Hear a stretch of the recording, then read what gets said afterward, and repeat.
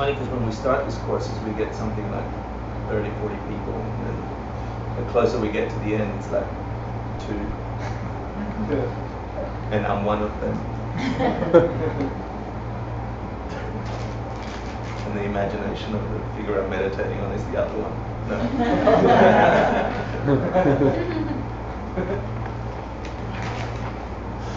So I'm not going to do the regular review. I'm just going to review up to Tsongkhapa's summary of the Dogwa, which he describes 6 categories that he's going to cover the entire Vinaya, the entire teachings on Buddhist discipline.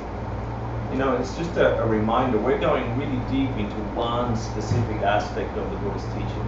Now they say that these teachings can stand alone as the Buddha himself. So there's something fundamental and important about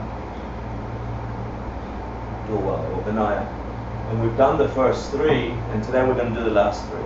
But let me just quickly review. We talked about the basic nature of a vow. We talked about the 8 types or 8 categories of pratimoksha vows. Nice to see you. And then we described each one of them in some detail, except the monastic vows, because I don't have them and they're not public in our lineage. I gave you general categories of those. Yeah. So the bottom line is that all the things that we're discussing should be applicable and practical, and they should transform your consciousness as you walk your planet before you die. That's the essence of studying any of these things.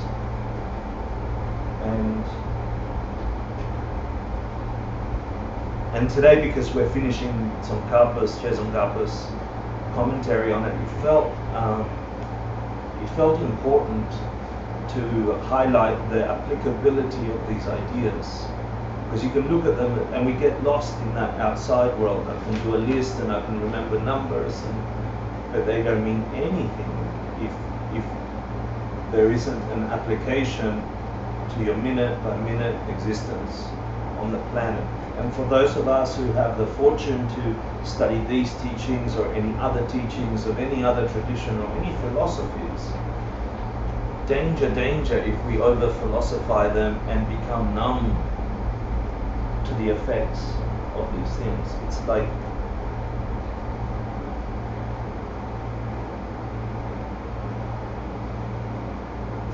discovering magnificent coffee for the first time and then having to drink 5 or 6 cups of coffee because you don't get a buzz. For those of you who understand my coffee. So today we're going to cover quickly who can grow the vows, the kinds of persons, and the persons that can't, which are the instructions in this sense, and how the vows can be lost or no longer kept, and the benefits of keeping them. And then we'll discuss a little bit about pulling back from the details of the Vinaya, the Dogwa, and applying them somehow. But before we do that, I wanted to revisit last week's class, which in essence, out of all the 200, 300 vows that a fully ordained monk or nun would get, the 5 lifetime lay persons vows, the intermediate vows, etc., etc., all of them are summarized in the 10 non-virtues and their opposite. And last week we reviewed them in some detail, but we touched the key idea of application. And so I want to reverse engineer the things we learned last week, which were, if you are not keeping this kind of morality, this ethics in your life, then the Buddha said karmically, this is what you should experience in your personal experience of being in the world and in your environmental, that kind of people you meet, the kind of work you do, the kind of place you live, and so on. So the 2 summaries of the 4 ways that the karma, the karmic result of morality appears in the existence of a being, we summarized into your personal experience of the world and the world around you. Environmental and personal. Remember that? So I want to return to that as the review of last week, because you should get a gut instinct when you see something in your world, in your environment, and in your personality, in your way of being in the world. And it should, if you have training on Vinaya, training on Buddhist discipline, your mind should look for the karmic ultimate source of where this comes from, because in regular, everyday, undisciplined life, we try to fix those external problems and our personal problems by all sorts of crazy means that don't work, ultimately. They might have small impacts here and there, but we can't sustain them. So if you're fed up of trying external means to fix your world, here is an ultimate way. And that fed upness is called renunciation. I can't be bothered fixing my emotional happiness with another boyfriend, another girlfriend, I can't be bothered fixing my anxiety with another piece of cake, and so for me to look at you. This cake. Yeah, sorry. Etc.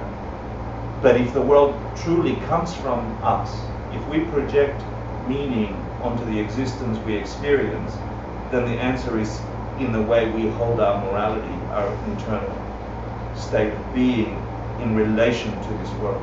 And therefore the pond of our mind settles, and we can see something that was there always that was unseen before. Big words, but here is in practice. So the review from last class was to recreate your world in reverse engineering, right? Which, if you remove the why becomes our world. I just like workplace, yeah? So let's recreate the world on our. So if your personality, if your experience of self is you are easily sick, you're continuously getting sick, you have little energy, you have some kind of lethargy, is that the word? Lethargy, I'm ethnic. And in your world, food and medicine have little effect, or you have to try new and harder medicines. If disease abides and the beings around you seem to be dying early, if any of these signs or all of these signs appear, the Buddha said there's two things that you should focus on. One is you should avoid what? Harming life, yeah? And the vow is, which is in all of them, is no killing, yeah? And particularly, for those that need to know, if we're going in depth, it's a human life and a human fetus. And so in this class, we've discussed in detail, well, what's included in not killing, because we're very practical about the detail. I'm going to zoom out at the end of this class, because you would have gotten a depth of understanding about vows that are rare to get in everyday life, and even more rare to apply. So once you understand all the depths of the weeds of these plants, or the roots of these plants that we're growing, you don't need to be in there all the time, in this left-hand corner at the bottom of the rock underneath here. You understand what's growing down there, what healing means. But then you need to elevate and go, well, it means protecting life. And you can check, is my state of being as I'm walking around the subway in my life, is my state of being that which wishes to protect life? Yeah? So yes, if you are easily sick, if you have little energy, you should try and get help and go to the doctor, whatever, but ultimately, the source of this, the Buddha said, is not protecting life. So then get anally retentive about looking at any living creature, anything that has this essence that we call life, and protect it as if it was your very own. And do that over and over and over and over and over and over and over and over and year and year and year until it becomes who you are. Initially, it's an effort in the human realm to do this.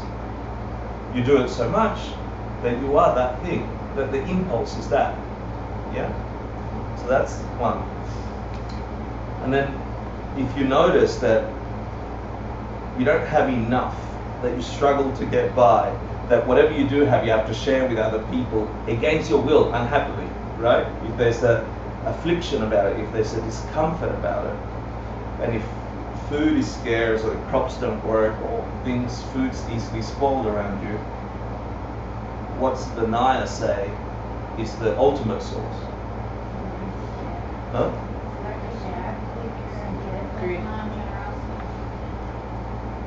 And so reduce your impulse to take other people's stuff and increase your impulse to whatever precious things people have worked their lives for. Help them keep it. Be like in your heart, do it. Yeah? Want them to be happy and use the stuff they've built. Do you have that? Is that your impulse when you see some nice thing in the world? Is your impulse to want to make sure people keep their stuff? Or is your impulse to want to take it? And then you get a measure of where you're at in relation to these things. So then if people around you are unreliable, they don't keep their promises, and you have a lot of competition for lovers and your partner, and you're jealous, and you think someone's going to take your girlfriend away, or you don't like your sibling because your mum seems to like them more than you, etc., etc. If there are bad smells around, or you feel unpleasant in your environment, what's the karmic correlation to that? Sexual misconduct. Yeah, sexual misconduct. Anything that's got the word sex in it, everyone's like, I don't want to talk about that. It's like, sexual misconduct. Don't tell me what I can conduct myself sexually. I mean, at least I'm projecting that's me. Yeah. But really, it means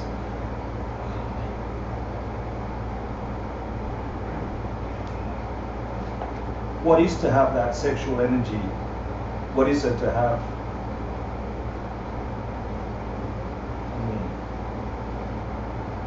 That commitment to another person and keep it pure, right? And treat them as a magical partner that deserves the attention compared to the emotion you feel towards them. What is that? And then to want to break that apart from other people, or that's why the teaching on exchanging self for other is so profound. Because for any of these things, if whatever your activity in the world, mental or external, were done to you, if continuously and en masse, would you be happy? And that should direct your morality. Yeah. So they're the three of body. Yeah, the three activities that we should tame. We begin training to tame a body. Is my impulse when I see living things to crush them, hurt them, or to protect them and wish them well in the world? Is my impulse for possessions that people have to help them keep them, or to take them? And in relation to being committed to someone and so on, am I happy to take anyone regardless of where they're at, or to protect that too? Yeah. So to honor other people's relationships. So here are the four of speech. Yeah, speech. Great. So if no one believes you, even if you're telling the truth, right? And this is your mind should go quickly into, am I checking the impressions I want to leave on people? Am I lying all the time? And it doesn't mean huge, big lies, because I don't think you're going around killing people, stealing people's partners and so on. It's not talking about that. It's talking about a more subtle impulse that we have, like low-level noise, always in our background. Address that and watch your world change, is what it's saying. So the same for lying. It's not like, what's the classical line that they talk about here in denial, in the 10 non-virtues? What's the classical? So if the classical, the most obvious killing is killing a human or a human fetus, if stealing is anything, and they gave you a figure, a number, if sexual misconduct is adultery, what's lying? Is it deceiving your teacher? Is it deceiving your teacher? Yeah, that's close, but it's about your spiritual realizations. It's like saying, I've seen emptiness when I haven't. Yeah? Giving the wrong impression of the self. Yeah, but the highest one, the example they use in scripture, is lying about your spiritual realizations. And that's when if the bodhisattva goes. True. And that's what? When if the bodhisattva goes. So this is hard to do because work means you have to lie to people. Like, you know, like we are there forever giving each other the wrong impression. That's what we get employed for. Yeah? This product will give you ultimate happiness. Buy it. You know? Much better than that product. You know that's not true. Whatever we're selling. Yeah? Whatever we're peddling. And so the dynamic in the workplace is not conducive to this one. This is hard to do. And like I said, I'm not talking about huge, massive lies. I'm talking about, do you have in your continuum of consciousness this constant low-level radiation noise that says, I am trying to give you an impression of other than what I see is true? No is true. And if you are, you're creating conflict in yourself, which over time mirrors back to your world, like this. No one believes you even. Yeah, I mean, it's according to Buddhism, the world doesn't come from anywhere else but your impression, from your mind onto blankness, onto the emptiness of things. And so what's loading the projector? What's loading the stuff? It's this behavior continuously, not just in this lifetime. We pop into this life with us, a bunch of these. Yeah, hence the digits. Okay, so let's look at the next one. This is still review. Yeah. So if you perceive yourself to be an unreliable person towards others, if there's fighting around you, and then if you're traveling around Nepal with uneven ground and so on, what's the essence here? What should your mind say? If I'm going to address this karmically, what should you be addressing? This is of speech. So you're saying my character's unreliable and split about what I think I am and what I actually perceive myself to be. I see people fighting all the time, separating all the time.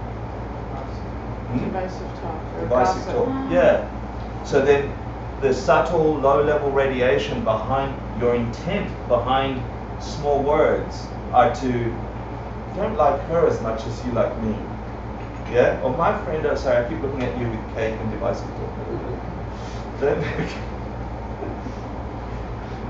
And we do this. I mean, the reason they're in the top 10 is because it is a human thing to do. Yeah? We experience the world as separate. And so we want to everyone else to share our delusion. And then we begin to prove it to everybody else. Right? He's nice, he's not nice. Yeah, I can tell you why. And I'll give you all the 1,000 reasons. So you believe me, right? So you're my friend, right? Yeah? Or subtly at a board meeting or with your employees or with your colleagues, we'll say one or two words with friends at school. I mean, at the dinner table with parents and siblings. You know, who's favoring who? We're deluded about where the world comes from, and so we want to. I mean, my experience of work is,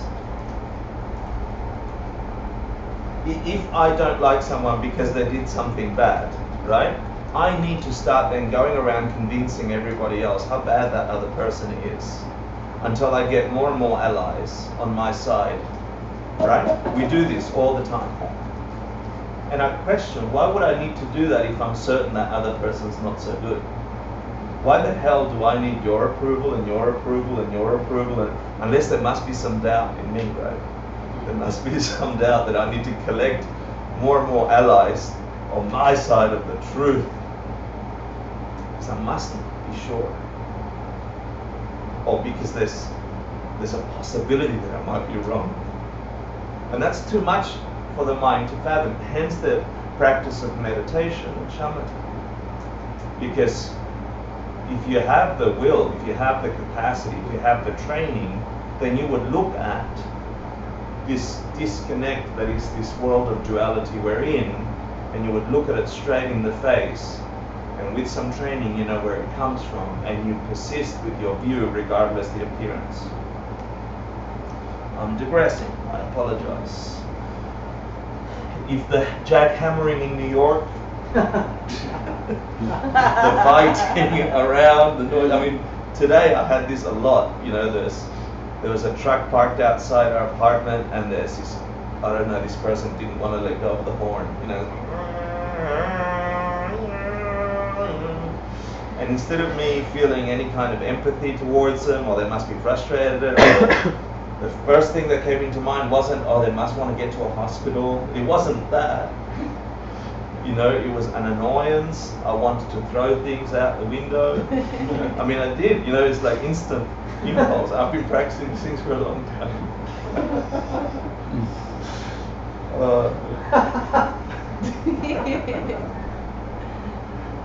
Seriously, I mean, that's how you check, right? You check and you go, Yeah. is my first impulse a kind one?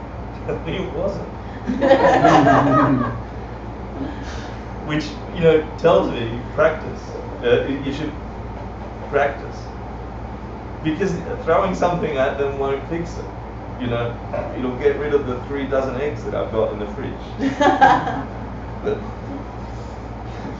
so it's harsh talk. It's the intent, the low-level radiation behind experiencing the world that way is harsh talk. It's knowing that what you say is explosive to the world around you. So it's not necessarily swear words, and we talked about that, right? It's not saying F words or anything like that. It's in context to your situation. And the intention. And the intention behind it. If the intention is to burst something in them, then your experience of the world around you is this rejection for sounds and non-sounds. And again, I can give you some logic behind them, but until you practice and you get some insight, you won't see the world this way. Yeah, it's the good and the bad thing about this.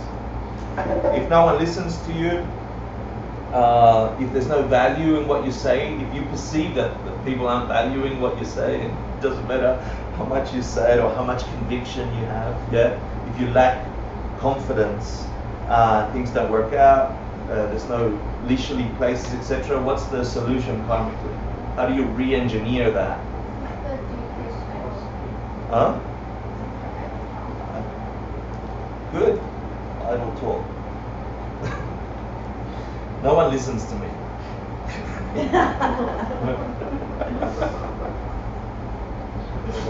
Yeah. No one will ever listen to Sam Maglia. No. That's a joke. Not even here to He's not even here. I'll tell him I said it. Yeah. But you know, it's just talk for the sake of talk. It's gossiping, it's new stuff, it's just talk to fill up the silence. Yeah? Blah, blah, blah. The uneasiness of the silence. Yeah? You also said it was saying your prayers with a lack of conviction. Thank you. And I love that you heard me. Because, wow, I must be speaking wisdom. Someone listens to Thank you. You know, like they have the classical example, right? So for killing, like I said, the classical example is killing a human or a human fetus. The lying is about your spiritual realizations. The idle talk, the classical example, is doing your prayers, your mantras. If you have, at whatever level of training, whether it's Hinayana or Mahayana or whatever, let's say you've got mantras to say, and you're supposed to, with these holy sounds, with enough training on your understanding of emptiness, meaning there isn't anything really in that sound from that sound side. Yeah? I am layering upon that sound, collected with all my perceptions, a lineage of Dharma teachers, yeah, all the way back to Buddha himself. I'm laying upon that vibration of noise, yeah, I'm laying upon the entire complete understanding of wisdom. So I am supposed to do that with perfect concentration. As you sit there and you're going on mantra, or you're doing whatever your mantra is. You're supposed to be there with complete and utter conviction and complete utter concentration. You're creating your world, and in doing so, you're uttering sounds. Yeah? But as humans, we get used to doing the same thing over and over and over and over. And so at some point, I'm doing my mantras. And anyway, the other day, blah, blah, blah. And that, why would that actually destroy your world? Why would that prevent you from having a perfected world? Why would doing your, let's say that example of the classical idol talk. Because the world is as we create it. Right. If it's true that the world is as we create, then you're creating numbness, normality, yeah? It's And- just talk. Yeah, and it's just like, look, it has no depth of meaning, even though it's particularly worse. You're cursed for knowing this. It's particularly worse if you know what you're doing and you fail to do it. Yeah? So that's why at the secret teachings levels, it's kept secret also. It's to protect the uninitiated, meaning the beings that don't truly get the depth of I'm truly creating your world. Really, you don't need anyone to initiate you. I mean, really, you wouldn't if emptiness and karma are true. Because where is the blessing coming from? Right, if you have perfect concentration, if you have perfect awareness, if you know you're creating the world, then you can just do a mudra, a hand gesture, and you'd have a blessing, yeah? You could be in front of any being and see them as Buddha. But isn't it so that mantras are mind protection? So like I do my mantras in the morning, but then like I was just riding the bike down here and I was chanting mantras as I was like riding the bike. Like It depends how you've habituated that mantra. So as you're sitting there with your mantra, I don't know what you're doing internally, yeah? I have mantras going through my head often. Do you know their meaning? I think I think mind protection in the way of like you're not thinking about other things or negative things, so it's protecting you in that way. By having your mind sit on a On something. object like a mantra, like a sound, like a holy sound. Well, if you're perceiving that, then it is protection in that sense. But It's bad to do like to it's bad to do it mindlessly. Bad in the sense that you're losing the power from that mantra or that holy sound. But if you are riding the bike saying, I'm protecting my mind, then you're giving it meaning. well it fills me with joy. You know, it's like it feels good. That's good. So I read today, let me see if I've got it, Lama Zopa said this beautiful thing. Isn't it better to think about? Say that again? Isn't it better to like think about a mantra than like? Yeah, it's much better All than the not other to. stuff that comes through our thoughts on Yeah. regular, right? Yeah, absolutely. Yeah. But we're talking about mindlessly doing without your mind being on some kind of holy object. The Lama Zopa quote today was, if it's not subduing your affliction, if it's not removing delusion, then it's not karma. Yeah. Meaning that if you're riding the bike and you're doing a mantra with mind protection, yeah, to protect your mind, I don't know how more detail you infuse that with, then it's dharma. You know, it's like the Gita. I know it's different philosophies, but the Gita says, you know, have the name of God on your tongue at all times. And it's a And so blessing. it's the divine, you know. Isn't it about whatever keeps our attention clear Of course. Yeah. and whatever works? Idle talk allows for distractions. Yeah. Good. Thank you for the question. Thank you for the discussion. Are you clear? It's good. Good. The last three are my home. So if you see yourself driven by desires, looking for material refuge, things to save you, a new car, a new shirt, and you don't get satisfaction, yeah, you're never satisfied. It sounds like both. And I mean, they sound general, but you know this nature. To what level you have this nature? We have all these natures. Yeah, these are our natures as normal human beings.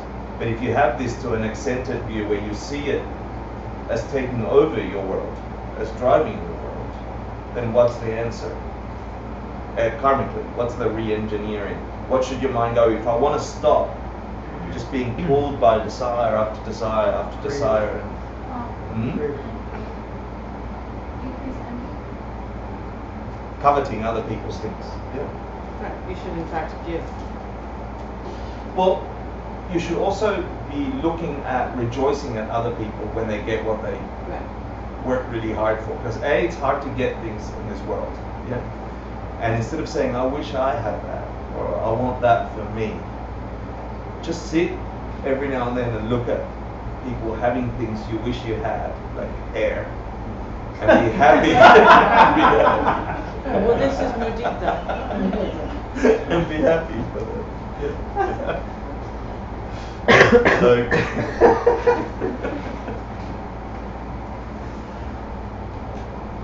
but really, I mean, if you walk around the world, and what a shift it is from the way we're trained, or from the way we grow up, you know, to actually look at someone and go, I'm really happy you got that car, that partner, that, and just, like, your world would be happy. Like, you'd be in a happy world if you, and then you did it over and over and over and over and over until you didn't have to try anymore. Yeah? Let's go, driven by anger, easily angered. No one helps you. You see yourself doing something and it hurts people.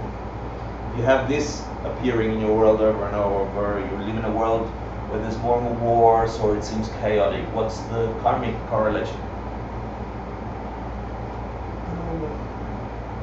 Nice. It's cheating. Holy, he cheats all the I time. love it. Yeah, I think it's good.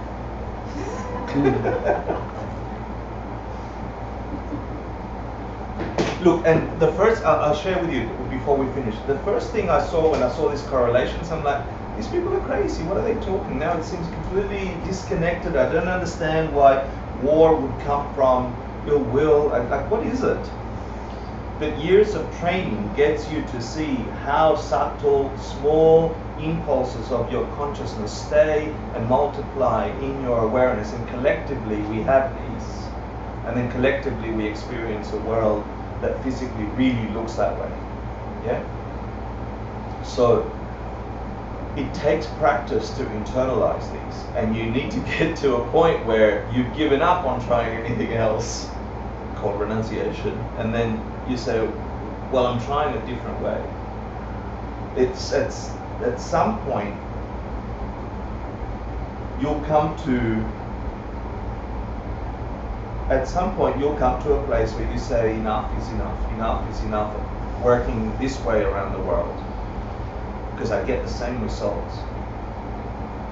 And then you either desperate enough or wise enough to go the other way and try something that might seem initially not Western logic. Yeah?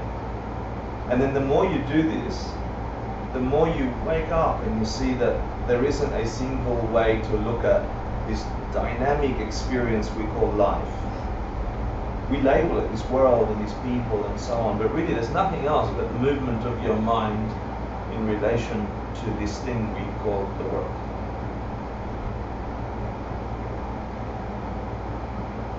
If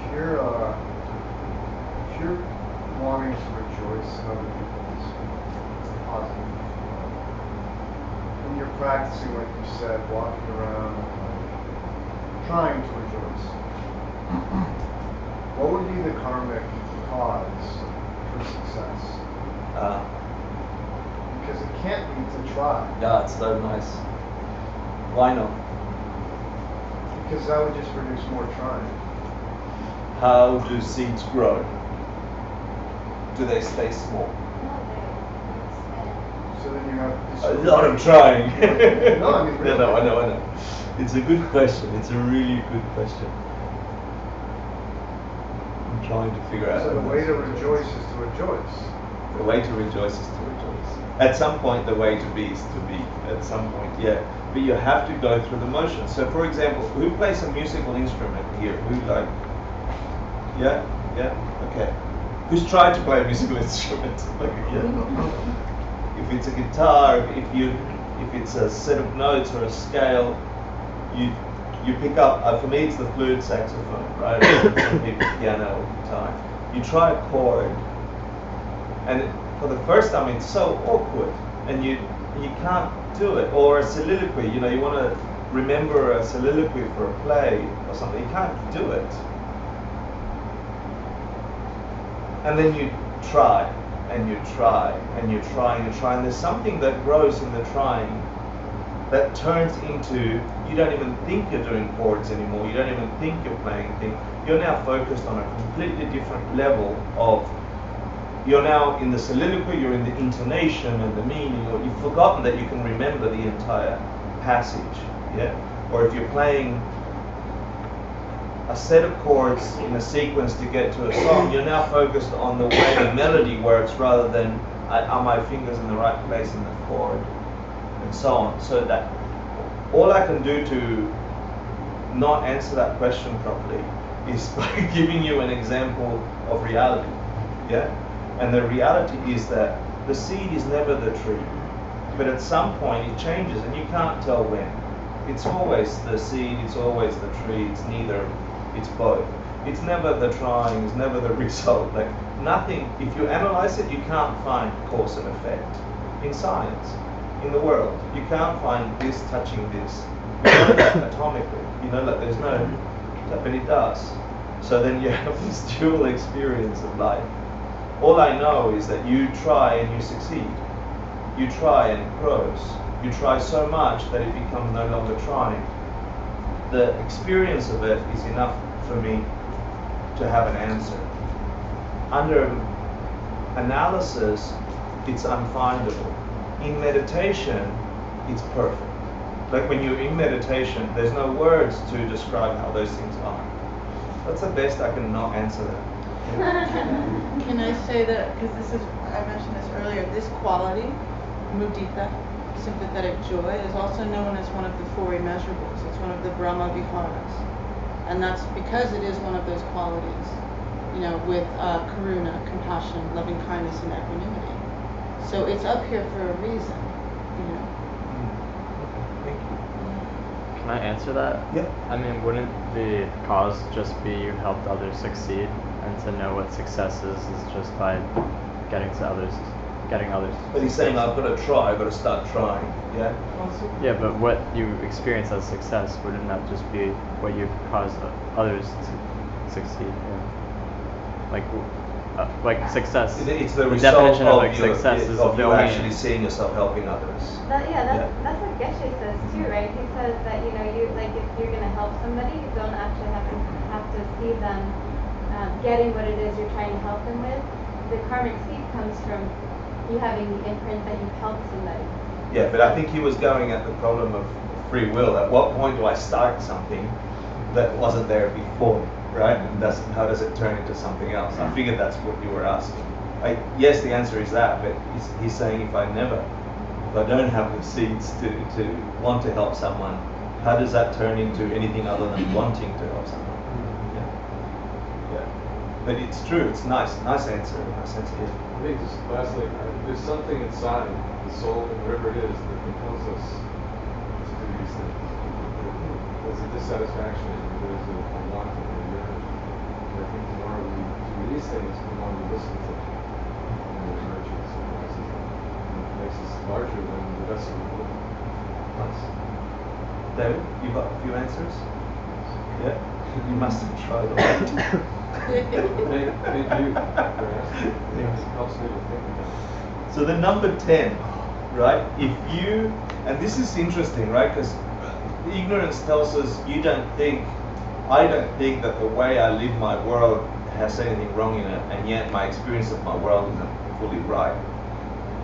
So keeping harmful views like the only way to solve violence is with violence, yeah? The only way to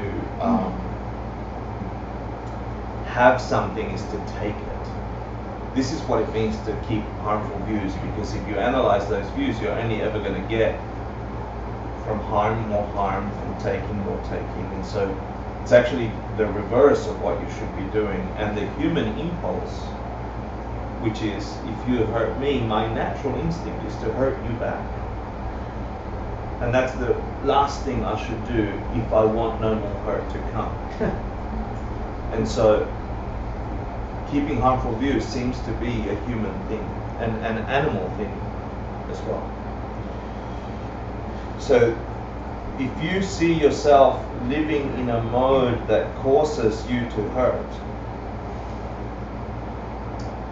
and you have this as an understanding, then and or you perceive wisdom to be exiting this world, or you're surrounded by values that you know aren't working. If you have this perception in your world, it's not really to attack them or to tell them you gotta believe in Buddha. Yeah, you gotta. That's not the answer, or Jesus, or whatever. And then you can't find anything that can protect that state of mind. Then the thing you should work on, the karmic thing you should work on is, and you got to give me correct view, because when I first heard, and for years after hearing correct view, I'm like, don't tell me what's correct. Yes. So you got to say it to me like in a really convincing way. What's correct view? Understanding cause and effect. Oh, nice. Understanding where your world comes from. Good. So you reduce your wrong view of the world, meaning you reduce with some study. You will understand, if you've been in these classes enough, that the world of mirage that we live in isn't what it appears, isn't caused by the things it appears. So you begin to minimize that connection to the way you think the world is caused, i.e. violence for violence, that the only way to get is to take, and so on. And you begin to heighten your understanding of cause and effect, the ultimate cause and effect, upon wisdom that sees what things trivial, which they lack inherent existence. And I know they seem like big words, but it's, you look for karma and emptiness in everything you do and everything you experience. You look at, if the most viscerally terrible and beautiful experience you have today, you look at that from the viewpoint of karma and emptiness, rather than the normal cyclical view that keeps us in samsara. So you look for, if I am having a bliss moment with a person on the train, or if I'm having a magnificent moment with my partner or my friend, or my family member told me something magnificent, and in me arose a pleasure that is awe-inspiring, and I feel joy and happiness. It doesn't need to be anything other than that. Then your mind should begin to habituate, where could that have come from? Where could my mind bring to something that hasn't got a nature from its own side, this color of joy? It could only have come from my impulse to do that to another. Where would it have come from if I saw a person beeping a horn and it causing aggravation in me and darkness and an impulse to hurt? Where could that possibly have come from if the person beeping the horn was enjoying it thoroughly? Because they were.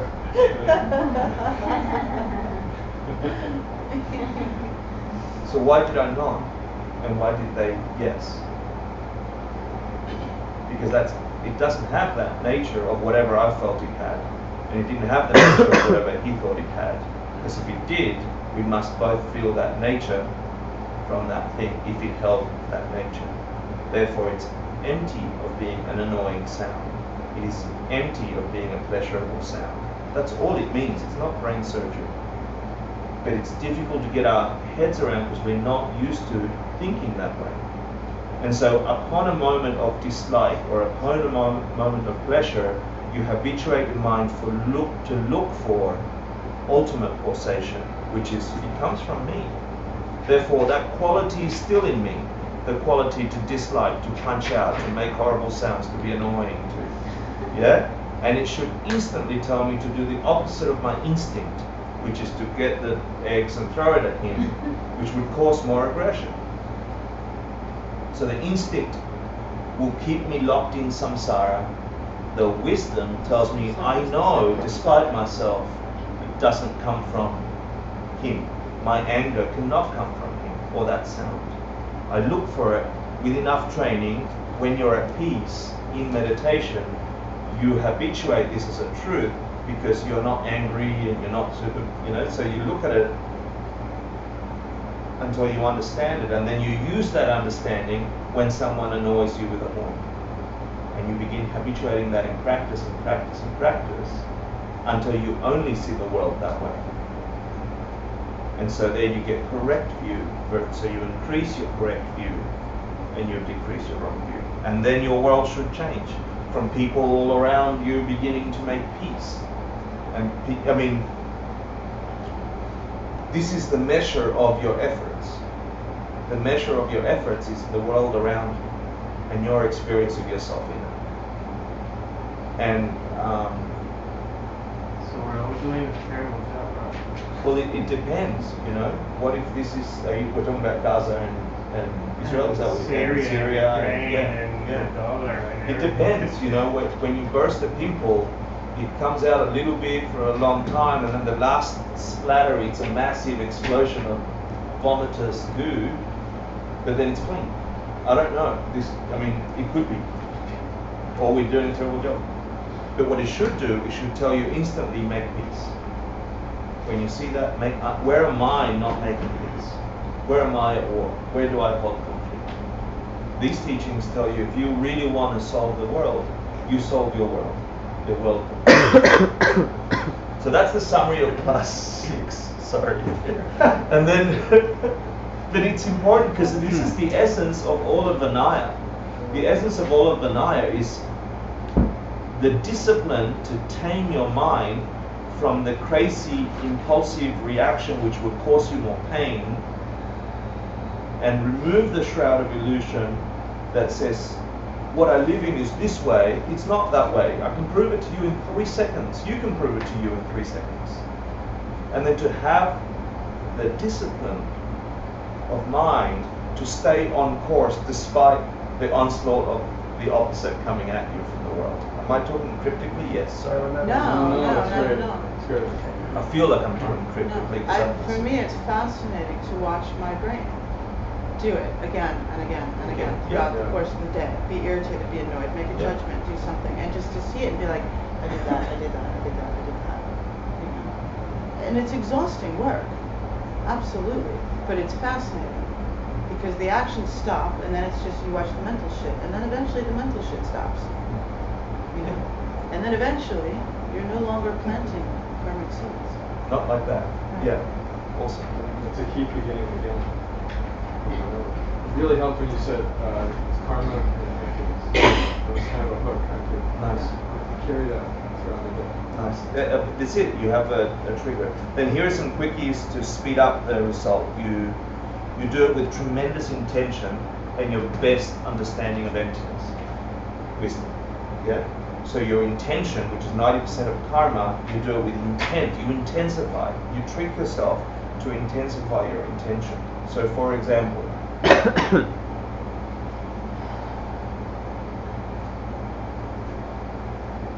was getting on the train to here and a guy was running to get the door and he just made it. But I made the gesture to hold the door for him and I saw the impulse to be annoyed. This is a small, stupid, nothing happens, right? Everyone walks past the door in the train. But my job was to turn that into the highest possible thing. So I look at the guy, I see myself, and I see the awareness of my hand wanting to help him. I didn't need to help him because the door wasn't shutting, yeah? But I saw my intention. And then I added upon that the idea that what if this was a being that was just about to enter on their own path to freedom, yeah? I mean, it wasn't that. He was getting on a stupid New York smelly train. But in my mind, I colored that whole action with the highest possible thing I could conjure up at that moment. And when if you were to dissect my mind tonight in my sleep, that's what my mind is replicating. That is the karma my mind is replicating.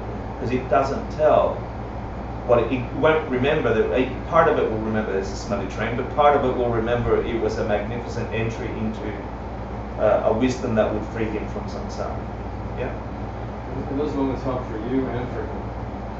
Well, As a impact. hopefully, in my mind, it helps for him. Yeah. He carries his own karma. Right. Yeah. He probably thought, But it stupid might. old man with a beard. But, Wish he had more those hair. moments help for all of us. But it might help, yeah. It's not just the two of you, it is all of us. Yeah. Yeah, because we are connected at base level, I think. Yeah. But not independent of us. So let's say you go ahead and go and do that all on your own. And I'm sitting there in the train going, get the bloody train moving, stupid guys looking at each other and smiling. You might perceive my actions as something blissful because that's your karma to see that. But I must perceive my actions. That's why it's called individual freedom vows. Because two beings can be in the same room having complete bliss and complete death at the same time, and both of them are projecting their reality upon something that doesn't have a nature. Yeah, and yes, we are all connected. In my mind, the connection is of anger. In your mind, the connection is of bliss. You can only see me that way because that's what your mind is projecting, and it's not inconsistent to understand that because that's reality. Why is it that we habituate our minds to experience things as special or blissful, and to say, within that example, today I was riding the train from the airport in New Jersey to New York. This lady started talking to me and about all of her kids and her grandkids and the jewelry business, and she could not be a happier little mark. And I just came from Germany, so I'm like so happy to have a conversation with anyone, someone that will talk in public. And I was like, so it would just filled me with so much joy, but I could visibly see that it annoyed someone else. So I was like loving it, of course, but why is it that we habituate seeing that as goodness, or seeing that being as very high, as opposed to seeing them as completely empty, or seeing them as complete potential? And I think That's what we're ultimately doing. No, I think the answer is in Buddhahood versus Nirvana, right? So it is said, I don't know because I'm not a Buddha, but it's said that a Buddha can experience both the relative and the ultimate at the same time. And that because they don't have any mental afflictions, every movement of sound, of anything is bliss, but at the very same time they can see the emptiness of every single instant. And then a Buddha's mind is the only mind that can hold both at the same time. And until you enter a state of Buddhahood, awakeness, you can only hold one or the other. Yeah, so you could either be in a state of things are empty and I'm seeing them in this kind of neutrality and infinite potential, or they are bliss and you're in the field of opposites. So you're either in the field of opposites or you're in the field of the no time, infinite, until you become Buddha. So the answer is ignorance. The answer is we still have the tendency to truly believe that things are separate. And until we have a visceral, direct experience of that being otherwise, we believe that. And even so, on the third path, the path of seeing, where you have a direct perception of emptiness, you have a direct perception of things not being separate, you still carry the echoes of every single action that we're currently doing of duality that you need to habituate out in the path of habituation, which can be up to 7 lifetimes, they say. The 21 lifetimes up to average 7, or whatever it is, to clear away the field of duality that we've habituated by being human. But we do see each other as separate. But under analysis, that breaks down. But we don't believe it. And we don't believe it until we experience it in meditation, they say. And at that point, if every cause has an effect, if every action has a reaction, then every single instant of every single thought, action, or words, or movement of body that I've done since at least I was born, forget before that, is still in me as a kinetic impulse, a potential impulse to become a fruit, to become an experience. And because it's colored with the ignorance that says things are separate, I must experience it as separate, And so your experience tells me you've got two karmas ripening, right? The karma, the awareness that says I'm enjoying this bliss, the blissful karma is here, but then you also understand that there is another reality coexisting, yeah, and that one has some suffering in it, yeah. I was thinking about that yesterday and the day before a lot, actually, so I'm glad that you asked the question, because I think you have to get into, you must experience yourself as some kind of, not psychotic, but this schizophrenic perspective of the world as you begin to uncover the myriad of possibilities that are available in the nature of all things. Yeah, like the conflict with Israel. Of course you're going to see one side or the other and both, and it's like the mind doesn't have enough training and focus to abide in ease with the duality that is experienced in a mind. If things are empty, then this very same thing could be poison and it could be nectar. If things are empty and everything in between, how can your mind hold that? You know, and so we're forever captured in our field of experience, and we lock it, and our brains are designed physically to keep that way, so we can have survival for the next moment and the next moment and the next moment. But it's separate from the reality that exists, that same thing could be good for one and bad for another and everything in between. That's the reality of it, but we can't abide in that. And as we do, you begin to see both, and then you're conflicted because your old view is to hold it to one side or the other. But I think this also goes back to what David was saying, which is why I have this tattoo on my arm, is to remind myself that I always have the possibility to look at the world as though I were a Buddha. And the more and more and more and more and more. But that's the practice. Right. Yeah, that's the practice. But I'm saying that as you grow that practice and you broaden your field of vision and insight, you begin to question, you know, your belief systems from before, and that transformation is just that transformation. So this is the ways to speed up those karmic results. So increase the intention and fill it with wisdom. Yeah. A simple shortcut is to be happy about other people's stuff, like the goodness that exists in other people, and that's sort of what I think you were going at, which is just you're abiding already in a happiness that exists, and in that respect you're creating that or re-emerging that in yourself. Yeah? What is SH? A she. Does remember what she was? There were 4 things that made a karmic path, and she was the first one. It's a Tibetan word. She, object. Great, thank you.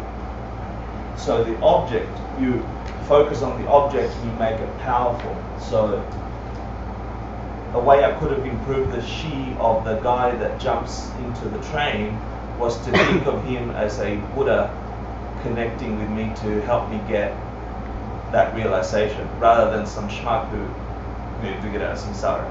Yeah? So I could have, if I had the foresight, think of this guy as some amazing teacher that just by his movement on the train was helping liberate me and every other being. Yeah? That could have made him a very high object for me to do a karma towards, and that gives you a faster result.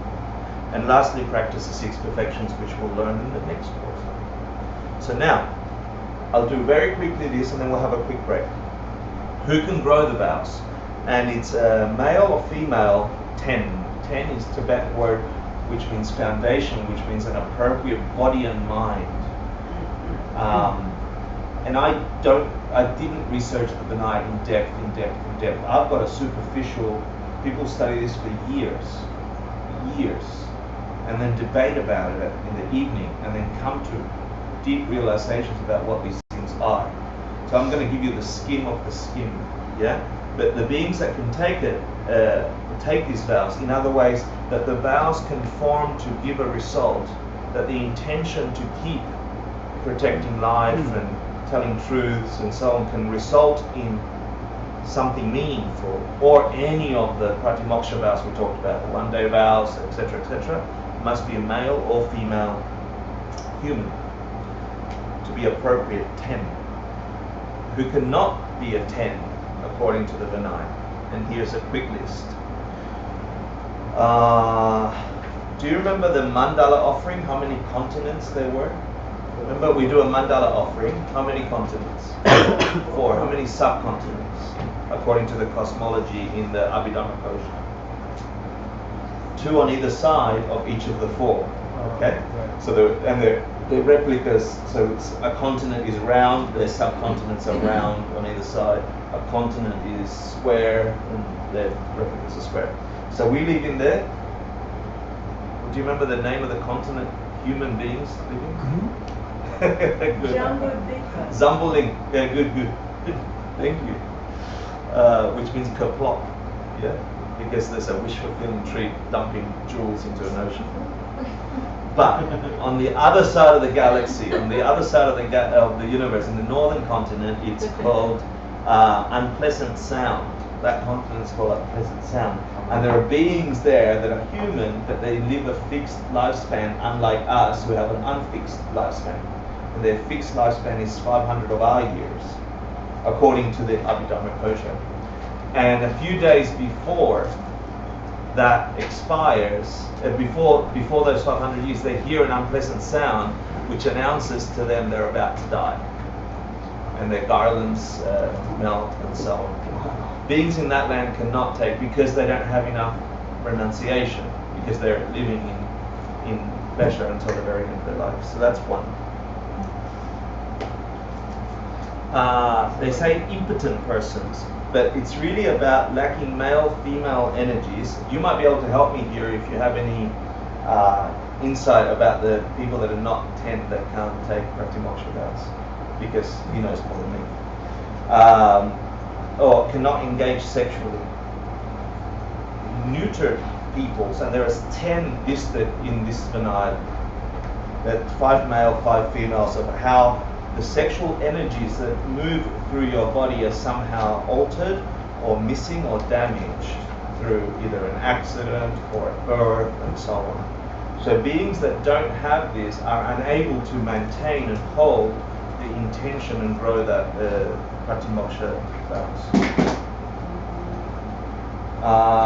Hermaphrodites that have both sexual organs appear on their body, or their energies are either damaged or altered. And then they have etc., and the etc. are these things: committed any of the 5 immediate misdeeds. I think I listed them there. Killing a mother, father, ahar, drawing blood, trying to harm a Buddha, yeah, which you can't, but you're trying, and then causing a schism in the original Sangha. Remember those 5 misdeeds from the course on karma, yeah, ACI 5. So anyone who has done any of those can't grow these vows, are not foundation, don't have the appropriate mind and body to hold these vows. And obviously someone who doesn't believe in karma, who doesn't understand, like have a true understanding and have a faith and belief that cause and effect work, and rebirth, or the 3 jewels. Yeah. So that's beings who can't. And then we got 2 more, and then we're done with the Sankalpas. What was the imposters? Oh, did I not say imposters? Sorry. The imposters referred to people who wanted to attend the ceremony in order to take some of these wisdoms or understand some of these, but for more of either an intellectual or take it back to refute it or something. They weren't really there to take on a vow. When Geshe Michael taught this in the 90s, he was talking about a lady who was doing her doctorate on Eastern philosophy, and asked him if he could just she could just sit in to the ceremony and just take notes behind a curtain. She won't be there to see it, to interact or anything, but she just wanted to get information without an understanding of what this is. A person like that would not be able to get the vow, because they're sitting there just trying to take something from this process that is separate from actually taking it back. What about transgenders? Yeah. Let's go to how the vows are lost, and hopefully that'll answer some of your question. there's two ways that they are lost. One is general to all vows, and then the other ones are specific to groups of vows. Yeah. So one way is you can return them formally, and then you don't have those vows anymore. So you have a ceremony, and if you don't have someone to do that with, you can do it in front of a statue of Buddha that's acceptable, and you are planting the karma to say you return the vows. This is problematic because when you think about it, so first of all, you can't judge somebody that does that. The first Buddhist monk that I actually had a conversation with, I had a magnificent interaction with them, and then I went back 2 days later and they were no longer a monk. And it blew my mind. I'm like, what, you know? And this was like week 1 of Buddhism for Hector. Right. Yeah, it was, but it was shocking. I'm like, how can that happen?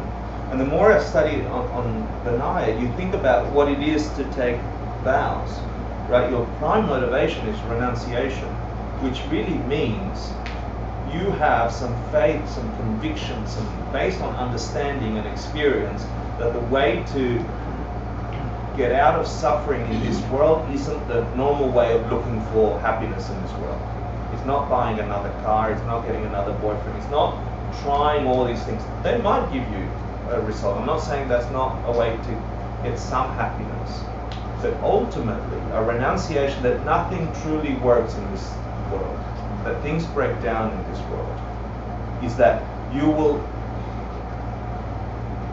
fed up with that way of doing things, and you will now look for a deeper, more ultimate way to produce your reality because you look beyond the dualistic experience of your world.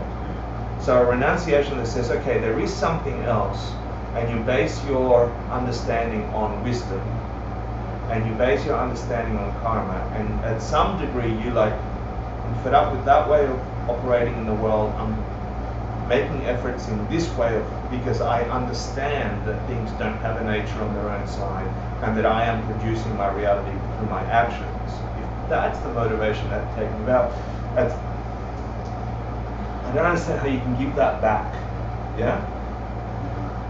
Unless it's something that an outsider doesn't understand, and they are having some kind of,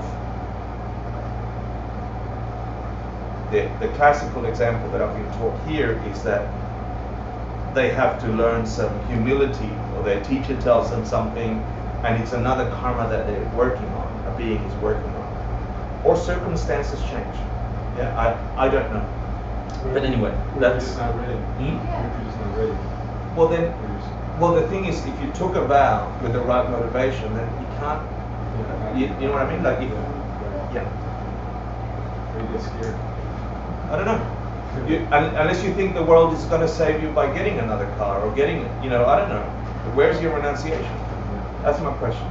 But what if it's like, the way I look at it, it's kind of like, it's not that like your renunciation goes away, right? But or your motivation was pure when you took it, but then you feel like you can't continue, like it's too painful or something for you to continue to carry out that. But what right? would, Like the what would, circumstances change so that you can no longer like adhere to every piece of that. I would think if you saw yourself unable to keep it, or if you had some kind of Mahayana altruistic motivation, I don't know.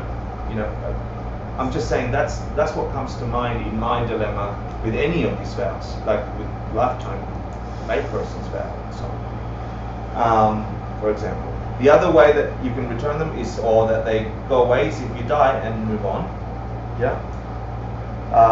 And here's Danielle, maybe your question: if both sexual organs appear, and apparently this is all over the denier.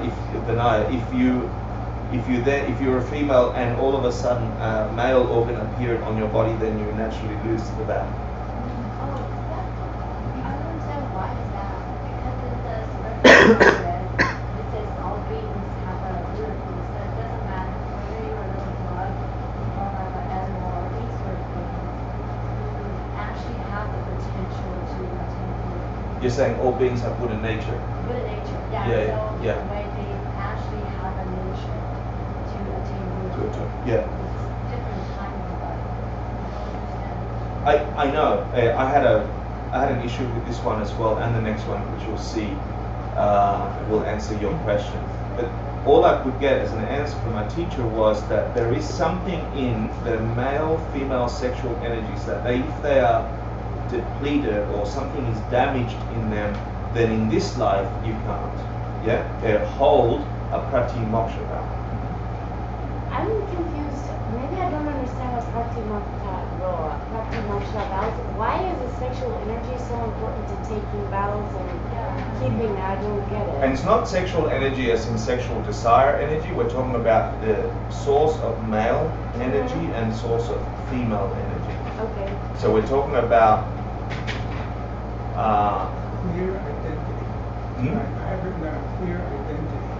Clear identity Male or of female male or energy. female energy. When the Dalai Lama answered questions about homosexuality, for example, right, there was all this debate about breaking vows, etc. But it's to do with the essence of desire. It's to do with opposing energies. I'm assuming that these connect to secret vows later on, which have much more of an emphasis on these energies and the union of those energies. Yeah. Okay. So I'm imagining that in order to get to that state, you have to have some kind of distinct and powerful energy related to what we would label as sexual energy. But it's not sexual desire energy that we're talking about. We're talking about a maleness and a femaleness energy. Yeah? In that sense, it's sexual, but it's not sex energy. Yeah? Yeah, and that has something to do with keeping a vow. Yeah, with growing a vow, being able to have it sustained in your continuum because you have the right balance of these energies. Do you know any answer to that? Well, I actually I want to say something about the previous one, so not Yeah. But it's the idea is very like in Theravada, the idea is that you don't know how good something is until you try it. So it's very common to just go and come up one pass one rainy season, and then you see if it's good for you or not. And like in a way, so they take it much lighter, and you can be in the pattern, you can be a month or 7 times. Sure. So it's like they don't have all this socius approach of okay, now it's for life. I will try, see if it's fun, if it's work for me, and if yes, that's good. Yeah. And about that, there is something, the power of like the power of a vow works if you resist something. If I have something, for example, if I'm blind and I'm not looking at the sun, it doesn't matter. I don't create any good karma from resisting something, some temptation. So if I don't have any sexual energy, there is no benefit for me for taking a vow of referring to something I will not do anyway. So there is something to do with that too. The interesting thing here also is this next one. Yeah. Whoa. Yeah, I know. Changing sex 3 times, and he wasn't clear whether it was up to 3 times or more than 3 times. In other words, if you're a monk, long, yeah, and you changed sex to a female, you still keep your pratimoksha vows, you still keep your vows. If you change back, you still keep them. You change back or thereafter, you can't keep them anymore. That something is damaged to the energy is the commentary on the Vinaya. And it's everywhere. It's not just 1 or 2 instances. There's detail upon detail. Like I said in the one before, there's 10 different types of neuters, So there must be something in relation to that energy or the thing that keeps your mind on a certain state of being to hold these vows and grow. I don't know. When you're talking about changing sex, does that also apply to, our modern sex change that, that Yeah. applies? So when people actually change their sex, their sexual energy also changes with that? But it's interesting, because somebody asked that question in the 90s, think they asked. Let me just. I think the answer is.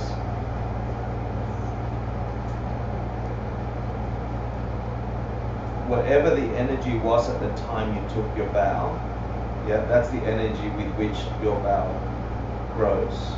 Yeah. Let's say you're a monk and you become a nun.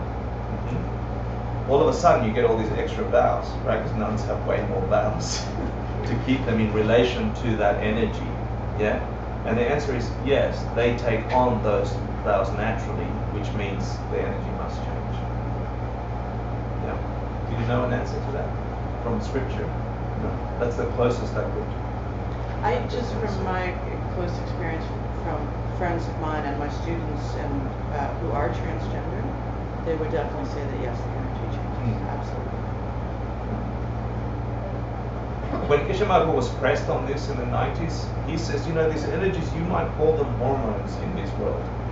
That's what his answer was. So, you might call them hormones. Are 3 and 4 kind of contradictory? If your body changes after you took a vow, but then If it naturally changes, so if after you've taken a vow and you had a female organ, and you wake up in the morning and you have both a female and male organ, which apparently happened, hence it was described in the scriptures. It must have happened more than enough times to write it down. You know. Well, it happened once you write it down. It happened once you write it down. Yeah, I'd write it. You're right. Yeah, it could happen once you write it down. True. So for transgender, let's say number 4 addresses Yeah. transgender. So if they were to go flip flop flip, Flop. right? No more flop after the. There's no more flop after the flip. Flop, Yeah. flip. Yeah. Right? Then that would be no more valid vow. Right? Yeah, But- and I don't think it's got to do with having, one has 2 organs, the other one has either or, right? The Dalai Lama at the time, when he was asked and pressed for difficult questions of detail, which is what we're doing now, would say, I'll tell you when it happens. Yeah. The friend of mine who I see, at that time, first and foremost, people were believing a lot in magic, and they had some paranormal powers because they had more time to develop all kind of concentrated things. So some of them might be able to do stuff like this, and it is a bit like cheating because you are supposed to be friends with sexual energy. So either you cancel the sexual energy, so you don't have a problem, and then the vows don't have any power because you don't resist anything. Yeah. Or you satisfy yourself because you are both male and female, and then again you solve the problem of having a partner and having sex externally, and then it's like kind of cheating the system in a way. Right. That makes sense. Yeah, I like that too. But with trans people, right? Like, is it that, okay, I'm female and I'm gonna take these vows, and then now I'm deciding I'm male, so then do I have to take the vows again and then I No, can you have have the that? vows, and because they're in groups that are the same, you actually keep those vows and you let go of the additional vows that were female vows of yours, I see. and you just keep the male ones, which, So then you can still grow the vows, right? yeah, but after the Unless- 3rd time you can't. Right. Unless your sexual apparatus is damaged, right? To be honest, all I'm doing is I'm passing on information. I have not had a sexual change, nor have I had a second organ grow.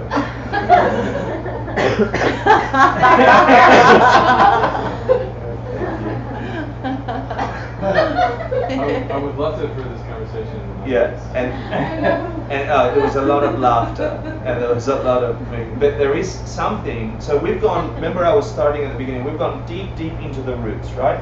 I don't know what kind of nitrate is on the left-hand side of that little fine root that we're discussing right now, but I get the essence of it, that it's to do with sexual energy, and I like the way you described it about the resistance or not resistance, right?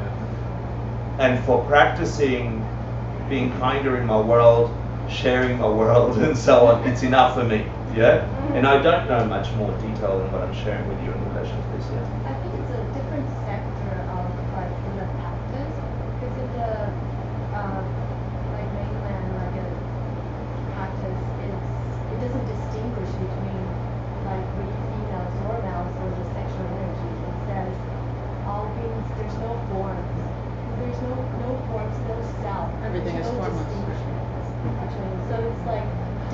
was teaching.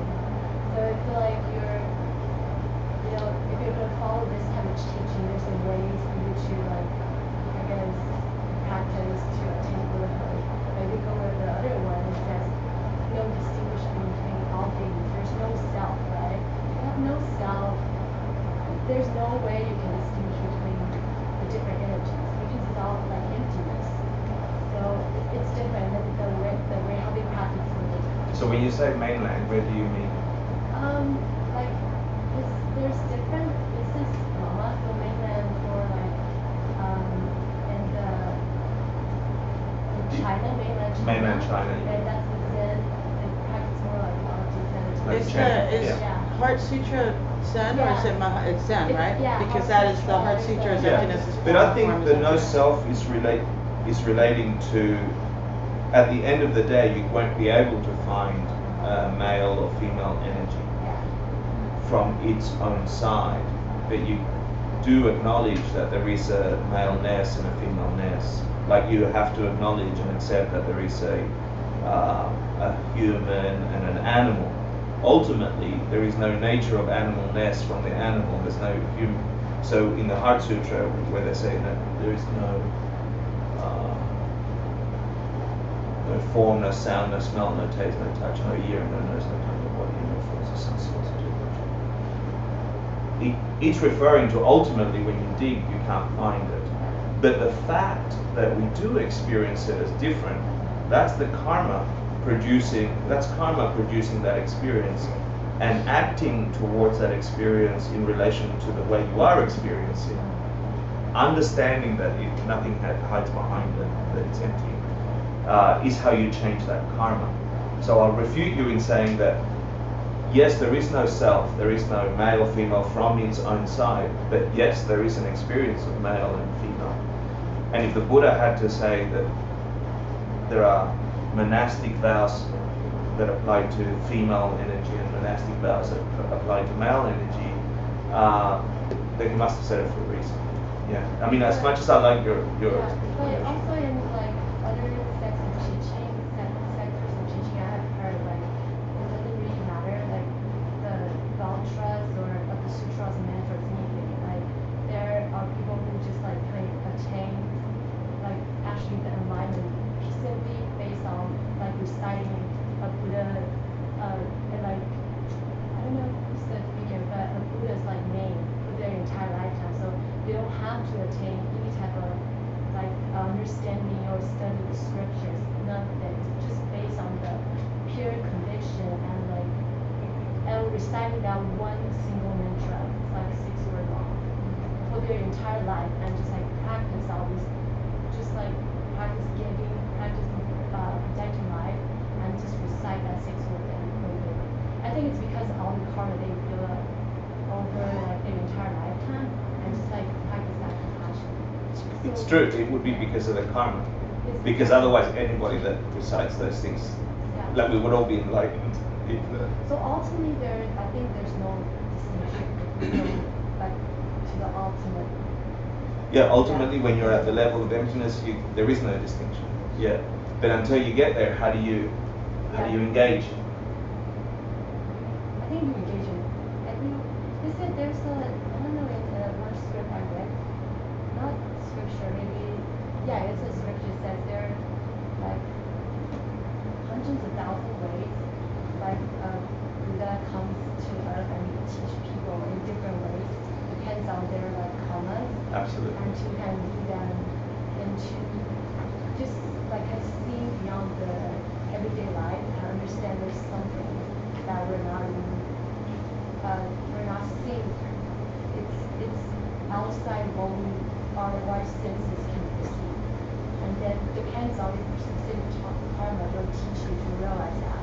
And you kind of just practice on your own. Depends it's so for example Heart Sutra for you might be a really good sutra, makes you calm and stuff. But for me, another sutra, another type of practice might be more suitable. Correct. Yeah. Perfect. Thank you. But I like Heart Sutra. I recited since I was a kid. Yeah, it's amazing. Okay. I'll do the last one, and then I won't give you a break. We'll go straight through. Sorry, unless you need to go for a quick break. And losing a root of virtue. And we talked about this in detail of what the root of virtue is. So if you have collected, if there is a group of virtuous activity in the continuum of your mind that is growing with you as you live, cutting that root of virtue is disconnecting from that virtue altogether and being unable to get the results of that, right? We talked about what's one way of cutting the root of virtue. We talked in ACI 5. Remember? To completely deny the cause and effect and emptiness, One way. even after understanding it. Is that what? It was yeah? Oh, was it disbelieving that enlightenment is possible or that karma works? Rejecting karma and Oh, emptiness. yeah. Okay, good. So they're the 5 ways that you can lose the vow. The specific ones, there's 2, I think, or 3. Let's have a look. 3. For a full month, these are very specific. If you discover that you weren't 20 when you took the vows, the fully ordained monks vows, and you're still not 20, that's one way that you could lose your vows, according to the Duwado. Wait, what? So If you took vows at 17, but you thought you were 20, and then later on you found out you were 17 and you are not yet 20, at that point you lose your vows. You can take them when you're 20 but though. what if you were 17?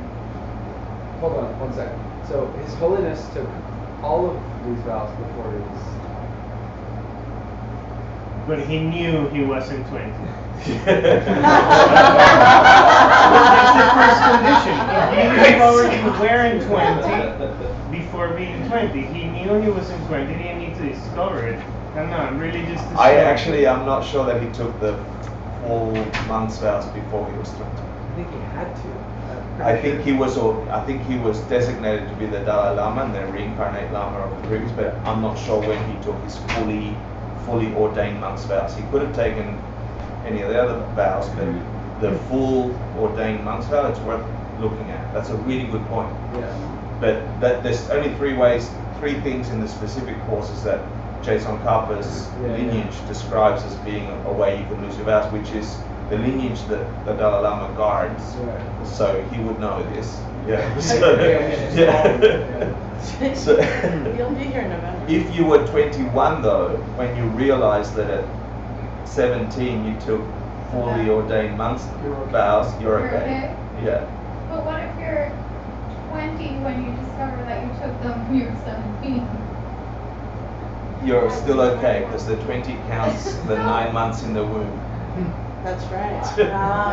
According to the Tibetan system. I'm still really confused by this. That's one. This is another one. Another way. If you are an intermediate nun and you verbally agree, psychologically agree to have sex with someone, you might not have the sex, but you psychologically agree. Or if the day is over when you take the 1-day vows. Yeah? So that's obvious. Yeah? I'm giving you stuff. Then there are 2 other schools which are not in the Tibetan schools, sutras, or the Under the Sun school, which is the Vaibhashika school. Right? And they said, do you remember that the first group of vows for nuns and monks were the defeats? Do you remember those? The killing and so on, the defeats. And some schools say that if you break them, you lose the vows. These schools say that. Yeah? You lose all vows if you break those. However, the metaphor used in the vow system that landed in Tibet, which is the Kashmiri detailist, is that what it is? I think so. They say no. The metaphor that they use is if you do break any of the 5 defeats or 8 defeats, depends who you are, the serious core monks and nuns vows, if you break any of those, what happens to your vow, that commitment, that thing that is growing you out of samsara and into nirvana, or what's happening to that energy that's about to produce that result? It is damaged like a rich man that takes on a huge debt. You're still rich in the quality that it's about to produce, but you're working hard to pay that debt. It's damaged, but it's not broken. And that's the difference between the Kashmiri detailer school, which is Jetsamkapa, and the Tibetan tradition. And that's what happens if you break one of the defeats. I'm rushing because I don't want to keep you too long, and there's 2 more things to go. So at the summary, Jetsamkapa says that these are the benefits of taking the vows. One is you avoid lower realms. So you avoid your continuum of mind from being animal, hell beings, predator, and so on. You at least have a human or higher rebirth. And the other benefit is that you reach one of the 3 enlightenments. Yeah, which 2 of which are nirvana, the listeners, and the self-made Buddhas, which is, I think, what you were describing before. That a listener is, do you know what a self-made Buddha is? Yeah. It's a nirvana, so it's not full enlightenment, which is a being that might not have had a teacher here, might not have had a lama, and so on, and is capable of reaching nirvana, is capable of removing all mental afflictions, all but the one that has a body that's still breaking down, but their mind is not in pain or in suffering or in samsara in relation to that. Yeah. So that's the self-made Buddha. And the listeners, you know, it's still a nirvana. The hearers. You might be able to hear the Mahayana teachings, but you might not be able to pass it on as one explanation. And quickly, 2 more things, and then we can go. What we finished learning is the essence of the ocean of Vinaya, Duwa Gyaltso. Remember what Gyaltso means? It's the name of His Holiness Dalai Lama, Gyaltso. Ocean, yeah. So Vinaya, we know what it means, right? What's it mean? So we're talking now about these whole teachings of keeping this vowed morality, as opposed to being nice people and not doing that anyway. There's a difference between just being kind and not killing and not stealing and so on. And I like what you said about having a resistance or an active engagement with this quality so it bursts into life, right? So to do that, you need some Vinaya. What's Vinaya mean? Taming, discipline. What are you taming? The mental afflictions and the senses, right? So when the horn goes, you're not afflicted. Yeah? And the impulse to grab an egg and chuck it doesn't happen. So you're taming that. That's what you're taming. All of them. Until nothing aggravates you. There is no nirvana. The definition of nirvana is permanent cessation of all mental afflictions. Permanently nothing bothering you that way. Ocean, why would he have ocean in the title on the what we just covered, which is a short text that describes all of the Nile? Depth. The depth and breadth of an ocean is like difficult to measure. It's massive. Yeah? So the text that we just learned addresses Vinaya, which is like an ocean. It's massive, it's huge. Yeah? Also, there's another reason why he chose ocean. In Tibet, do they have an ocean? They used to. There was. There was? At the time when this was being taught? No. Yeah. 15, 13, 1400s. They believe that the most precious jewels came from the bottom of the ocean, like coral. Red coral is one of the most precious jewels. So, what's the most precious jewel of all jewels? Kapwa. The wish-fulfilling jewel. Thank you. Yeah. So, so it's an ocean because it's filled with these jewels. Yeah. And the source of the jewels, which is nirvana, enlightenment, and then the essence of that ocean, the jewels of jewels, inside that jewel is the wish-fulfilling jewel, the thing that can give you anything, right? Which are in essence the vows, these promises you make to yourself in front of a collection of holy beings to keep a certain morality. So you, with conviction and understanding of karma and emptiness, you change your world. This is the essence of the ocean, which is vast and hard to measure. How big is Vinaya? How big is this vowed morality practice? Well, the essence of the essence of the essence is these vows, which you must hold as dear as your life, because they will save your life, according to karma. That was nice. That was nice? That's pretty cool. Yeah. Do it again. Check this out. Actually, You want sound? yeah. Can I get sound? And then I will show you something. And then we've got 4 minutes. The reason I'm showing you this last little piece is, again, as a metaphor of what we have been doing. And what we have been doing is looking in infinite detail, or for Westerners, because we haven't spent 20 years in a monastery. But for Westerners, we've just spent only 2 hours of our life, or maybe 3 classes on, say, Jason Kappa's thing. And for us, it's detail and why female and why male, and like you're going here. I want to pull you right out of there and return back to what we are going to study next week. Okay. Paul? Volume? Little? Yeah, Paul, can you see the volume? It's not going to be that bad. And I found this interesting thing. It's only a part of a film that they made in 1977. Thank you. Thank you. Called Add a Zero, or 10 times 10 or something. I don't know if you remember it. There you go. You can see it. The picnic near the lakeside in Chicago was the start of a lazy afternoon, early one October. This is the vows in detail. We begin with a scene 1 meter wide, which we view from just 1 meter away. Now every 10 seconds we will look from 10 times farther away, and our field of view will be 10 times wider. This square is 10 meters wide, and in 10 seconds the next square will be 10 times as wide. Our picture will center on the picnickers, even after they've been lost to sight. 100 meters wide. You get The to the distance detail. men run in 10 seconds. Cars crowd the highway. Powerboats lie at their docks. The colorful bleachers are Soldiers Field. This square is 1 kilometer wide, 1,000 meters. The distance a racing car can travel in 10 seconds. We see the great city on the lake shore. 10 to the 4th meters, 10 kilometers.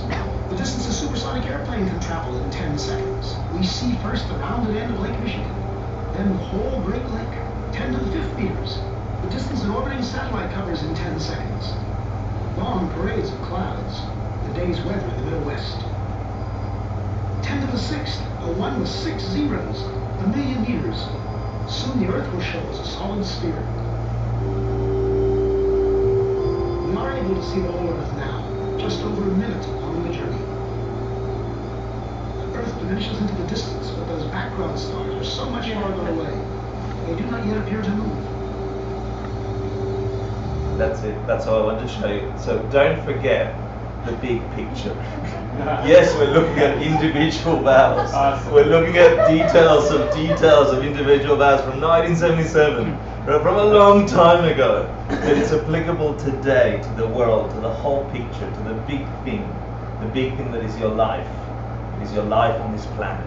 And it's exactly the same life that thousands and millions of people have tried to make good ever since there were humans walking the planet. And we try all sorts of crazy things. These things are supposed to be tried and tested. And if they are true, they will cause a state of being in you that will turn what seems to be suffering into bliss. And that bliss that sees everything and everyone as Buddhas, as enlightened. Yeah? And Lam Rim is the big picture. We're going to go zoom right in, which means steps on the path, right? It's a tradition of teachings, it's a group of teachings, it's a way of teaching. It's called Lam Rim. So if there are 10 steps to enlightenment, we'll cover the essence of that from the Tibetan Buddhist tradition. So let's not lose sight. You've gone deep, deep, deep into the vows, the type of vows, the color, the sexual energy. And now when you use it, you'll have that in the background. You just need to see the tree. You don't need to know the entire, what you do. As you need it, you can access that nutrient or that nutrient. So let's not lose sight, right? So finally, let's dedicate. 복이 주신 메토트람 리락링신인데 gempardi strange 신두미테 wargi drogun namda shingajuparsho idam gururanamandalakan ninyatayami Nigeoku Sunam Yeshe Soksokshin Sunam Yeshe Lejunwe Rampakuni Toparsho. Thank you for the discussion. Thank you for being present and making something of your Thursday evenings that was other than drinking and eating. Thank you, Hector. My pleasure.